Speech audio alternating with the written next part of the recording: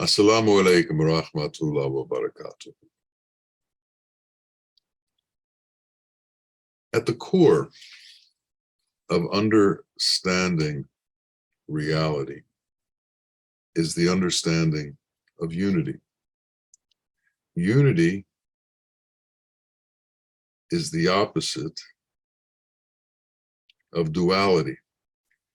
Duality is at the core of illusion. As long as we see separations, we see illusion. As long as we see differences, we see separation. It's only when we get to the point that we can see and understand unity that we can begin to see and understand reality. This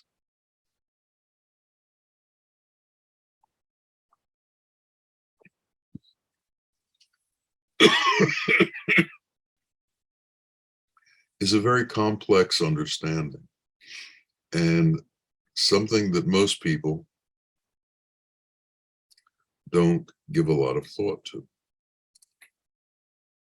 God, Allah, to many, seems to be something far away, not involved in their lives. They lead their lives, and God is something that they worship, something that they try to obey. But the idea of being unified with God is not a thought that runs through most religion. In Sufism, at the core of understanding is the kalima, which says La ilaha illallahu, which translates, according to the Sufis, as to I do not exist, only God exists, reinforcing the understanding of the unity of God, the oneness of God, and the oneness of all creation. The main prayer in this understanding of unity is Zikr. And to truly understand Zikr, one has to understand unity. When all the 7 levels of consciousness merge into one point, that is called God. God is a treasure within man, and man is a treasure within God. God is one, and only God can pray to God. And that prayer of God praying to God is what we call Zikr. The benefit of Zikr, as opposed to other prayers, is that during that prayer, God is loving God. And when God loves God, there's a benefit to all of humanity through that. Something like when the sun is shining, it benefits all of humanity. So when God is praying to God and God is loving God, there is a resonance that comes from that benefits all of humanity. It gives to everyone. That's its great power. That is the prayer of Zikr. Now, how is this prayer done? How is this prayer directed? Well, for starters, if the mind is doing it, then it's trapped in illusion. If it's connected to the mind and desire, it is trapped in illusion. The one doing the Zikr has to disappear. So while the zikr is being done, we have to lose ourselves. The true state is beyond mind and desire. So it is beyond an identification with our self. It is a different identification now. The identification is with the unity of that one. So when we do the zikr, we must disappear. In disappearing, God comes into place. Our teacher, Bawa Muhaiyaddeen, used to say, when I am here, God is not. And when God is here, I am not. So we have to practice not being here. We have to practice disappearing. We have to practice losing ourselves. We have to practice disappearing into the zikr, because he alone is there and he alone exists. Duality is gone and unity comes in its place. This concept is difficult to understand when we are caught in duality. This concept is difficult to understand when we relate to everything through the mind and desire, when we relate to everything through our body, when we relate to everything as if it is separate from us and we see ourselves as a distinct individual. This distinction that we see has to be given up. And to understand this, we have to begin to understand the nature of our Creator, the nature of the one that we're doing zikr to, and we have to become that which we are praying to, so that we get to the point where Allah prays to Allah. And there is a progression in order to become that. We have to be able to assume the qualities of Allah in our being. This is the first step. Take an assessment of yourself, take an assessment of your qualities, and then see where those qualities reside. Do they reside with the mind? Do they reside with desire? Do they reside with differences? Do they reside with separation? Or do they reside with Allah? Are they part of the unity of existence? Are they the Asmaul Husna?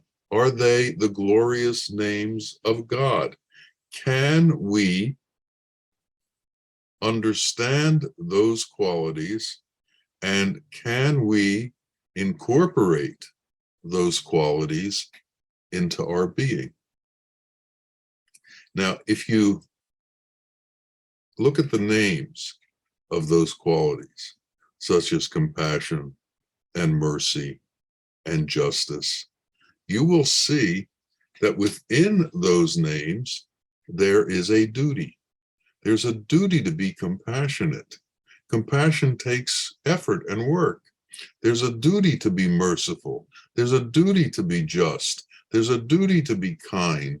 There's a duty to love. So when we develop, as we're developing those qualities, we have to understand the sense of duty that comes with those qualities and how that sense of duty extends to humanity. Allah is the great sustainer and maintainer. He is the protector of humanity. He has a duty towards humanity. And we, to our capability, have to take on that same duty to humanity. Some of that understanding is wrapped up in the golden rule: do unto others as you would have them do unto you. So that that separation between yourself and others disappears. So it's no longer I do on my behalf whatever I can to the exclusion of others. No, it becomes I do on behalf of of humanity the same thing that I do on behalf of myself. So we begin to lose the identity with the self, and we begin to take on a universal identity. And this universal identity is godly.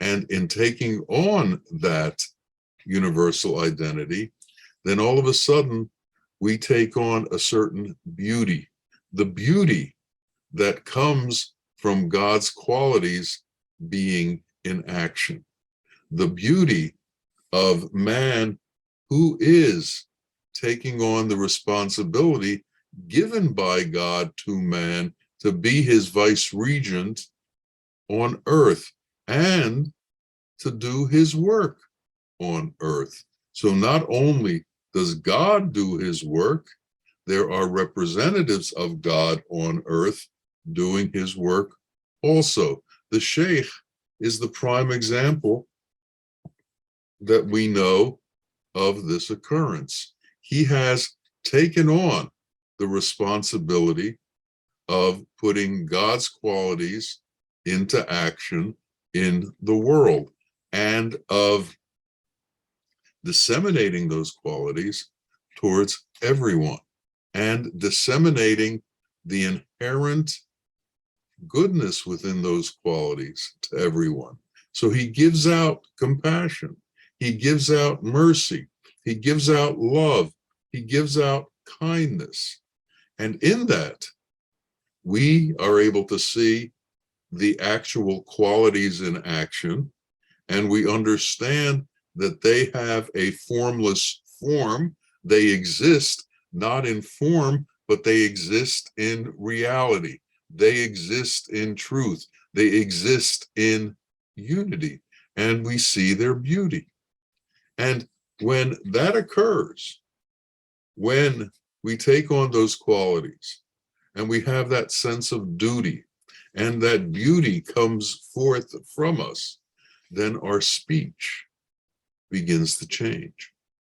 And we begin to have the speech of God, the speech that talks about mercy and compassion, the speech that talks about assisting and aiding humanity, the speech that brings to the forefront the understanding of unity in existence.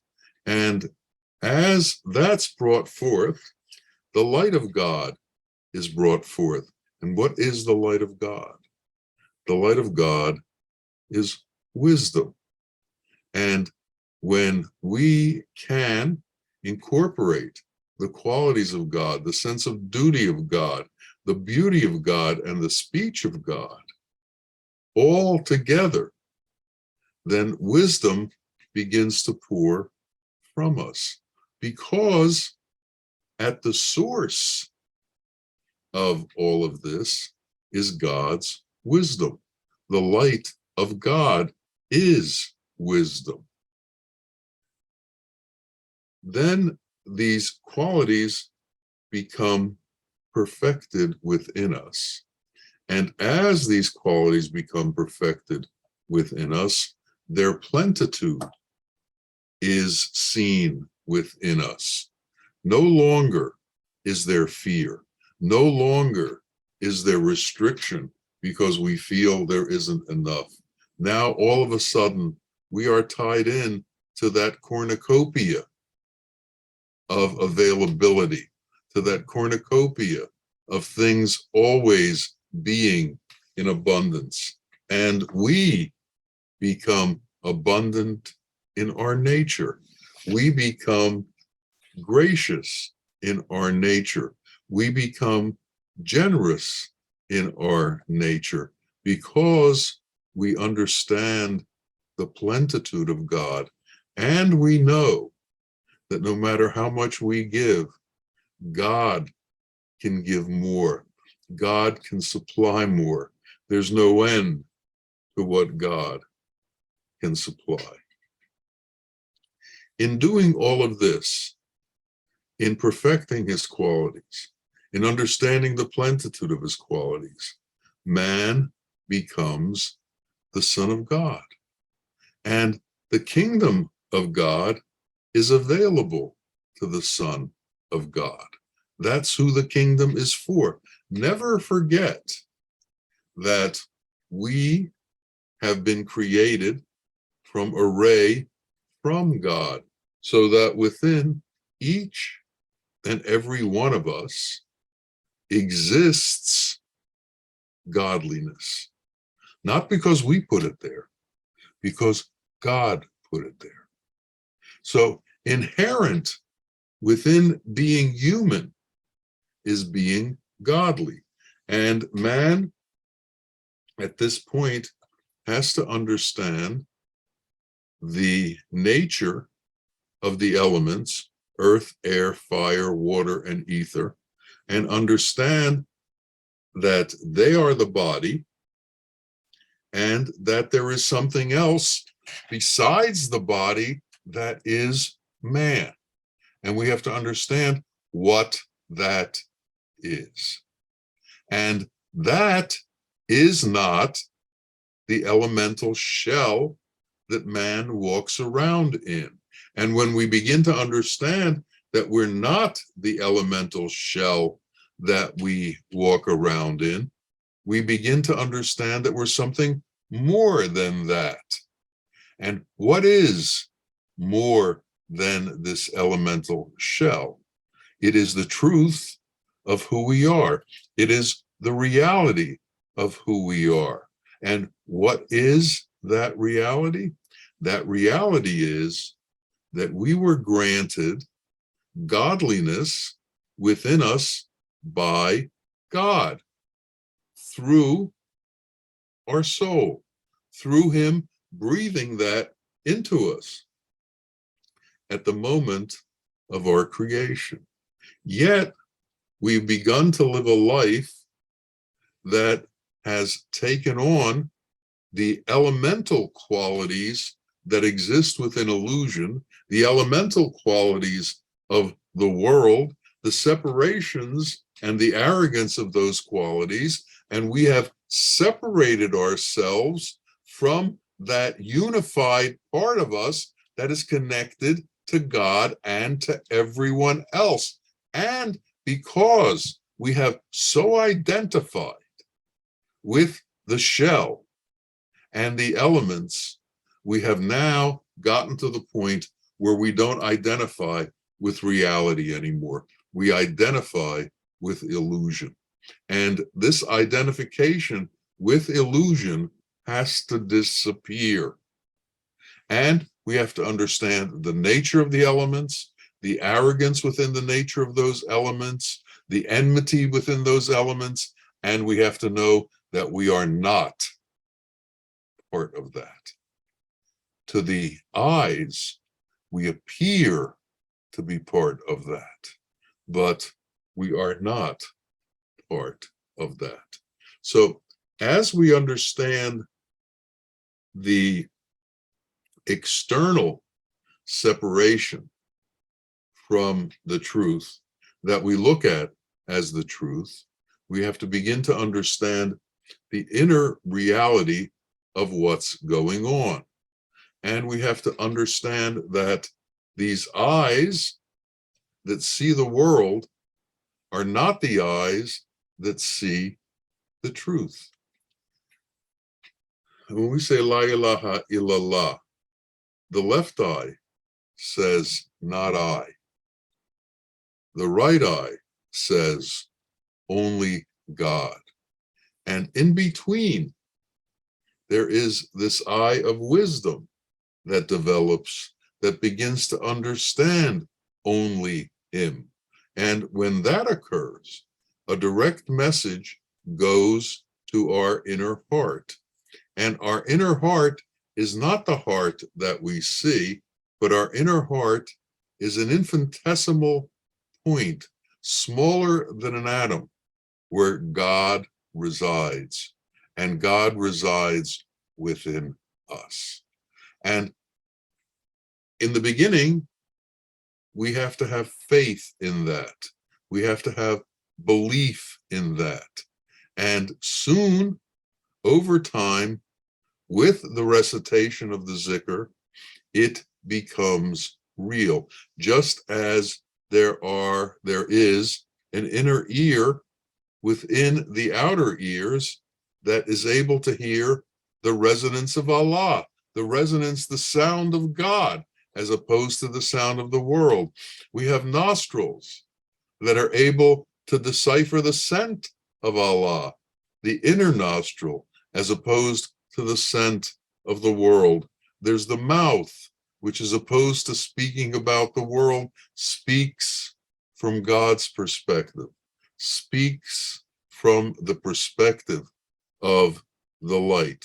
We have to begin to understand all these things, and then we can begin to do the Zikr. Now, where does the Zikr start? How does it get going? What is it within us that is the driving force? Try not to breathe. See how long that lasts.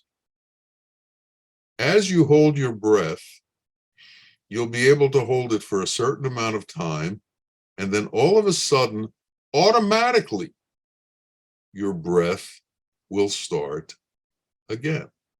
So you have this engine that has been placed in you, this engine of breath that goes on and on and on without ceasing. And according to the calculations of our sheikh, there are 43,000 approximately of these breaths per day, in and out. So what we need to do is we need to connect the Zikr to this breath.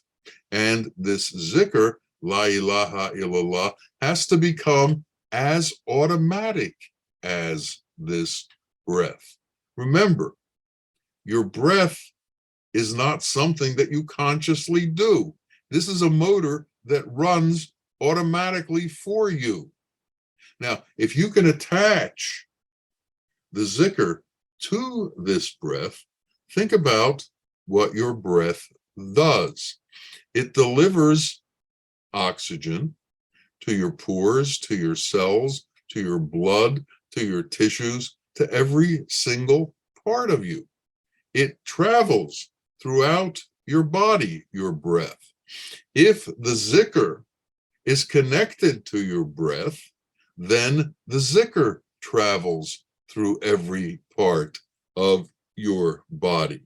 And then all of you is reciting the Zikr simultaneously as the breath runs through you.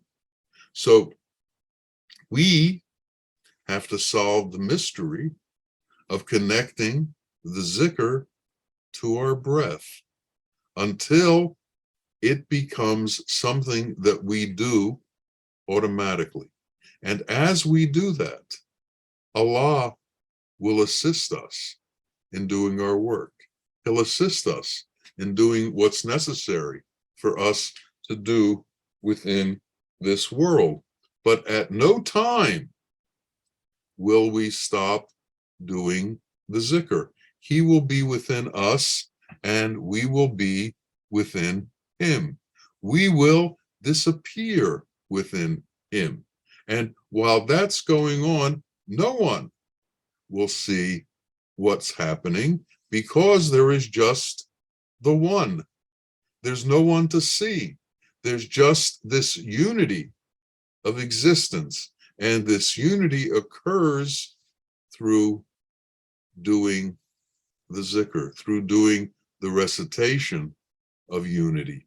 And that's what the Kalima is. It's the recitation of unity. It's the acknowledgement over and over and over again that unity is all that exists, that our temporary manifestation, what we used to believe we are, isn't real.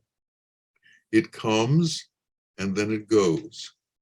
It goes into being and then it fades away. But there is something within us that is eternal. And we have to become in touch with that which is eternal. And that's how we find the truth of ourselves and the truth of existence and the truth of reality. That's where Haq is, reality. Haq is one of the names of Allah in Arabic, and it means reality. So if we're going to find this reality, we have to leave the duality of our existence.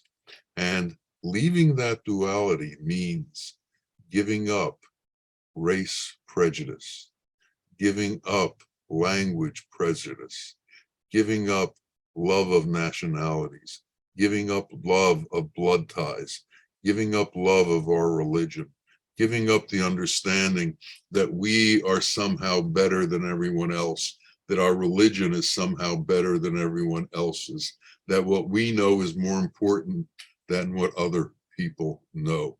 There's a word in English called narcissist or something like that. And the narcissist believes that he knows everything and that he knows better than everyone else.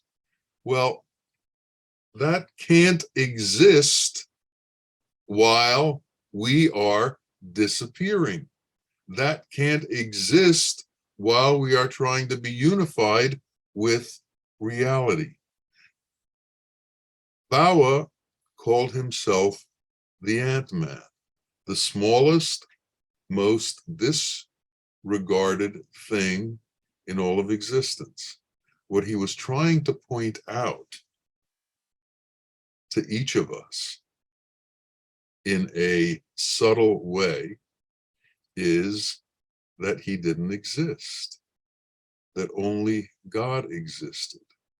And any type of credence we gave to his existence was misplaced, because that existence belongs to Allah. That existence flows to Allah.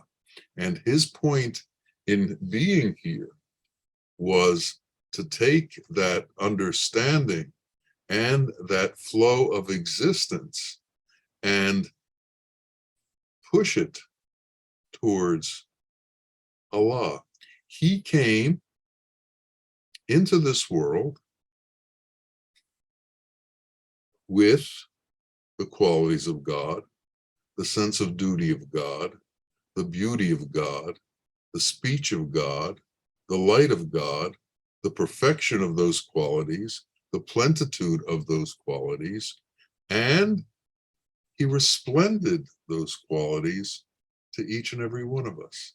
He resplended those qualities so that we could understand their nature and that we could acquire them for ourselves. And in taking them in, we begin to understand the point of view that he comes from. Once you absorb all of these things, then you can do God's work on earth. And that's what the Sheikh does. He does God's work on earth. And he says to everyone, become like me. And what does become like me mean? It means merge with me. as I merge with the Creator, and then there's one unity of existence, one merging, one, not two, one.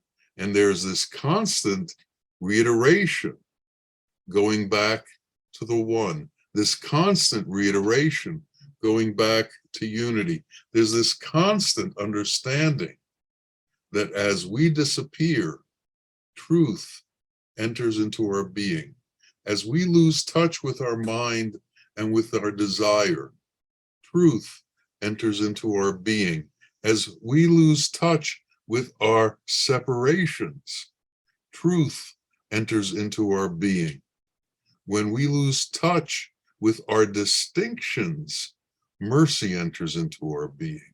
When we lose touch with our separations, compassion enters into our being. Allah gives of himself to us. He's already done that, but now we recognize that. And once we recognize that, then the true glory and plenitude of that understanding, the effulgence and the grace of that understanding come home to us and allow us to see that reality. But as we hold on to separations, we are afraid to give up our identity. We are afraid to give up this picture that we have inside of ourselves, We fear we are losing something if we give it up. But in truth, you're not losing anything because it doesn't exist to begin with. What you're doing is finding out the truth of who you are, seeing the reality of who you are, beginning to understand God. Only God can see God. Only God can know God. And as long as we hold on to this shell as being real, as long as we hold on to this shell as being who we are, we can't make that leap. We can't be one who believes in the self and move towards God. We can't be arrogant and move towards God. We can't be jealous and move towards God. We can't look to own the world and still move towards God. We can't look to have power over others and still look towards God. We can't look to control others and still move towards God. All control is in his hands. All reality is in his hands. Everything is in his hands. And if we want to understand the truth and the nature of that, we have to give up our mind and our desire and our distinctions and our separation. And this can be done. And then the truth of who we are will blossom, and like a flower will bloom. And that fragrance of truth will enter into our nostrils, and that resonance of truth will enter into our ears, and that vision of truth will enter into our eyes, and the words of truth will come from our mouths because we have touched divinity. May it come to pass that each of us understands the great mercy in doing this, that each of us understands that this is the victory in our life, that each of us understands that this is the path that Allah has laid out for us and is the path that we must follow. So may he make it easy for us, and may we all go on this journey and meet together. Ameen, ameen. Ya Rabbil Alameen. Assalamu alaikum wa rahmatullahi wa barakatuh.